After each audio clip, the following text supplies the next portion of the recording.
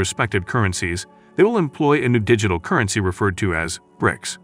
Jim explains that this revolutionary concept will be discussed at the BRICS Summit, held in Johannesburg. The BRICS nations consist of Brazil, Russia, India, China, and South Africa.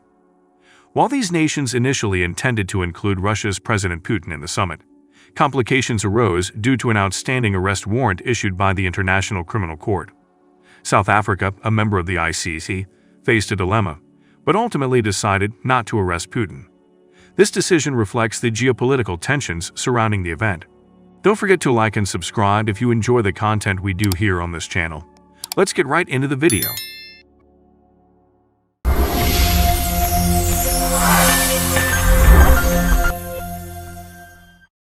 It won't be a local currency. What I mean by that is when you go to China, you'll still use yuan. Okay. When you go to Russia, you'll still use rubles. And there it does vary from the euro, because in Europe, you use euros in all these countries. But that's okay. The important thing is the countries, when they settle trade deficits and surpluses or do purchases and sales between and among themselves, they'll do it in BRICS. And then that's much better than getting yuan or rubles. Sure. But again, you go to China, you'll still use yuan. So the yuan's not going away. The ruble's not going away. Who cares? You know, if I go to Mexico, I got to get some pesos. Actually, use dollars in Mexico. But you take the point. In Philadelphia, we call this walking around money. The BRICS is not, currency is not going to be walking around money. We're not going to have paper versions. We're not going to have it in our pockets. I mean, I don't know, 10 years, who knows? But not now. In terms of what's going to happen on August 22nd. Yeah, that was going to be my next question. Can you game out what happens in the market response here? Well, the market response is going to be interesting because, I mean, it sounds like I broke into a safe in the Kremlin and stole this information. It's out there, but you have to know how to look. You have to know where to look, and you have to know how to analyze it. And again, you have to just get out of your American mindset and think about this from their perspective, or you won't get it. So the meeting's in Johannesburg. Its location's flipped around, but they've ended up in Johannesburg. Technically, a place called Sandton, which is Johannesburg is so crime-ridden, they built another city right next to it that's pretty clean, so they call it Sandton. That's where the conference is going to be. This is the Leaders Summit. I mentioned they have 100 or more mini summits all over the world. This is the Leaders Summit. So Ramaphosa of South Africa, Lula da Silva, Brazil, Prime Minister Modi of India, and Xi Jinping of China are going to be there. Now, Putin was supposed to be there, but here it gets complicated. There's an outstanding warrant for Putin's arrest issued by the International Criminal Court on, so-called war crimes. I think we could issue a few of those, but it's kind of under the thumb of the U.S. South Africa is a member of the International Criminal Court. There's a treaty and they signed it. So everyone's like, well, arrest Putin when he gets off the plane. And President Ramaphosa said, no, we're not going to do that. And he called the Kremlin and said, rest assured, we're not going to arrest you. But the opposition party in South Africa filed a petition with the Supreme Court to get an arrest warrant. Plus, you have to worry about NGOs and third parties and, other people who might take it upon themselves. So Putin, I think very wisely said, this is a distraction. We don't need this right now. So he's going to stay in Moscow and he'll participate by Zoom. And a lot of people go, well, there goes the BRICS Summit. I think the opposite is true. This is going to, first of all, infuriate the rest of them, and it's going to make them more determined, because this is an example of Western hegemony. This is an example of hegemonic bullying. Again, I don't need to take sides on the politics. I'm just telling you what's going on. And so the fact that Putin's got to sit in the Kremlin and Zoom in is another example of Western bullying, for want of a better word. But they're going to go ahead with it. Number one, and Sergei Lavrov, who's the foreign minister, will be in Johannesburg. I think he's the brains behind this. And I'm not, here's what I'm not saying. I'm not saying we're all going to go to bed on the 22nd of August and we're going to wake up on the 23rd and there's a new currency and the dollar's down. No, that's not happening. Jim Rickards predicts that Putin's decision to participate via Zoom rather than attending in person will anger Western powers.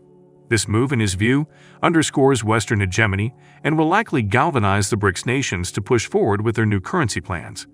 The absence of Putin in Johannesburg doesn't signify the end of the BRICS summit, but could fuel its determination to challenge the existing global financial order. One of the most significant aspects of this emerging reserve currency is its tie to gold. Jim Rickards highlights that this process mirrors the one proposed by John Maynard Keynes at the Bretton Woods Conference. Keynes envisioned a global currency backed by gold, rather than a system where the US dollar was the primary anchor. Ultimately, Keynes' proposal was rejected in favor of the dollar-centric Bretton Woods system. However, today's BRICS nations seem to be revisiting Keynes' idea by pegging their new currency to gold. They're going to announce it. It will be introduced in stages. It will take a while to, but the big thing is the thing I mentioned, which is the definition will be by weight of gold. Now, by the way, and I don't want to take too much time on this, this process is an exact duplication of the process that John Maynard Keynes went through at Bretton Woods. And he was ultimately unsuccessful. He was overruled by the United States and Harry Dexter White, who was the U.S. delegate, who turned out to be a Stalinist agent. We found that out later. But what Keynes wanted, and I'm sure you know this, he wanted world money. He wanted the Bancor. He didn't like the idea. He wasn't against gold, not at all. But he was against the idea that somehow only the dollar would be tied to gold and everybody else would be tied to the dollar. That meant you had to go to the U.S. and via the IMF and say, "Mother, may I, devalue or whatever," because the U.S. was in charge. Keynes said, "Let's have one currency unit, a world money." He called it the Bancor. And the other thing he did, when he started, I've read all his papers, he started his research with a commodity basket. I said, "Well, all right, so what's the Bancor worth?" Same problem the BRICS are facing. What's the Bancor worth? He said, "Well, you could have so many barrels of oil, so many bushels of wheat, so many tons of copper, et cetera, through this commodity basket."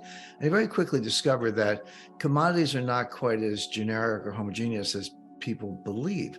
They're oil, yeah, but there's 72 grades of oil around the world based on sulfur content, viscosity, transportation costs. They're not all the same. So through a process of elimination, he just said, "Well, why don't we just use gold?" And gold's easy. It's not that it's pretty and shiny, but it's an element. It's not even a molecule. It's an atomic number 79. It's either gold or it isn't. There's no debate about what gold is. And it serves the same purpose, which is it gives you an anchor. And anyway, that was rejected. About 6 months ago, maybe a little bit longer, maybe late last year, I remember reading about the BRICS deliberations on exactly what we were talking about. And maybe it's as far ago as a year ago, as long ago as a year, but they were talking about a commodity basket, oil, wheat, copper, all this stuff. And I just said, I kind of laughed. I said, they'll never work. They're going to end up with gold. They're repeating Keynes' process, and they're going to have the same result, which is they're going to find it's not really feasible, and they're going to end up with gold. And sure enough, they have. But the extent to which this is very much based on John Maynard Keynes, what Keynes wanted to do. Jim discusses the role of the U.S. Federal Reserve as the ultimate buyer of last resort for U.S. Treasuries. However, he points out that there is an intermediate buyer, which is the U.S. banking system. In the past, large U.S. banks held substantial amounts of treasuries on their balance sheets, around 40%. Today, this percentage has dropped significantly to about 5 to 7%. In the event of increased treasury issuance, U.S. banks may be called upon to step in before the Fed, given their close relationship with the U.S. government. This intermediate step could provide a cushion before the Fed's balance sheet expansion becomes necessary. Jim also touches on how the BRICS nations have opted out of the foreign exchange market by defining their currency in terms of gold weight, rather than a specific dollar amount. This move allows them to sidestep the currency devaluation issues that many countries face in the forex market. By tethering their currency to gold, they insulate themselves from the volatility of currency wars, and watch as the value of their reserve currency remains stable. Not where we ended up, not the Bretton Woods deal, but the Keynes deal with the world money tied to gold. That's what they're doing. Is the Fed the ultimate buyer of last resort of treasuries? Yes. But there's an intermediate buyer, which is the U.S. banking system. In the 1950s, a typical large U.S. bank balance sheet was 40% treasuries. That was normal. That wasn't like hoarding. Today, it's about 5 to 7%.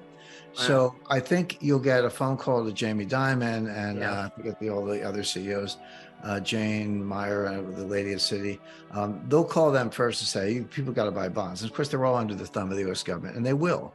So you might have a pretty good cushion of bond buyers before you have to turn to the Fed and expand the Fed balance sheet. Now, that doesn't Especially really, if it's a recession, because they're not going to want to make loans with that money. They'd rather buy treasuries that are perceived to be safe, probably. correct, especially with positive carry and lever at 10 to 1 under Basel, you can make very good returns on equity.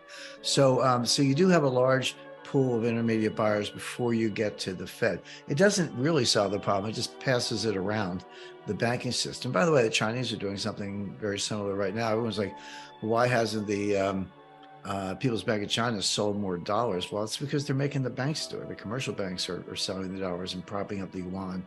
And we can see something similar in the United States. So that's one.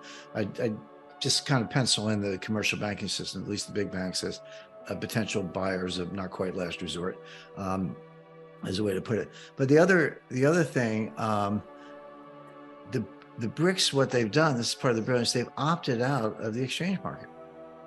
They're like, because normally if the dollar is getting weaker, you're getting stronger. That's bad for exports. It's bad for export-related jobs, et cetera. And it's currency wars. That was my first book, Currency Wars. But they've, by defining their currency by weight of gold, not dollar amount, but by weight of gold, they're out of the foreign exchange market. Yeah, So, and they can just sit back and watch the show.